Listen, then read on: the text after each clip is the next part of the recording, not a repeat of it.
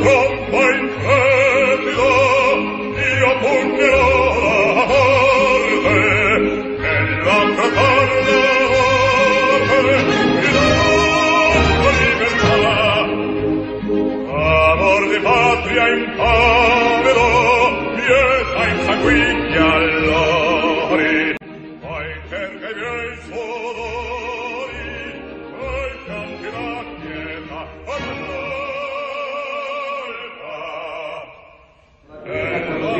i nostri atti solennemente giuriamo nel nome immortale della Sicilia, sul sangue dei martiri caduti per la causa dell'indipendenza, fedeltà alla bandiera giallorossa della patria siciliana che essa rappresenta, di promuovere il riscatto dell'orgoglio identitario del popolo siciliano e perseguire la piena sovranità della Sicilia. A testimone di questo giuramento chiamiamo la Vergine Santissima con la preghiera, invocandola con la preghiera scritta dai nostri padri indipendentisti. Alla Vergine Onicipria, patrona della nazione siciliana.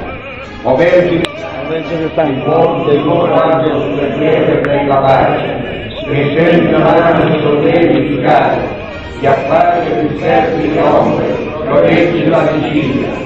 Madre di Dio, sii Madre nostra, sii con noi, o Maria, in quest'ora di universale istruzione, sangue che travolge il cammino, di istruzione che travolge. Resta con noi nella terra reale, che è tua, che risoltò il tuo regina generosa, due e quelle, per la fede e per la pace.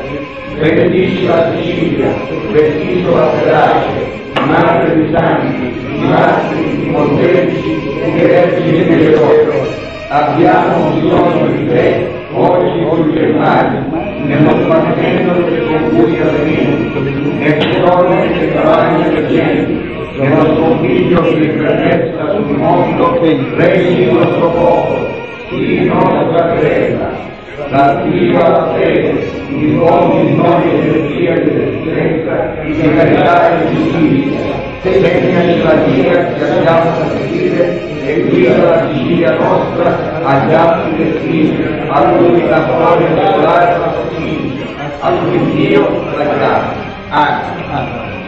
A Cereale, 30 luglio 44. Questo lo conosciamo.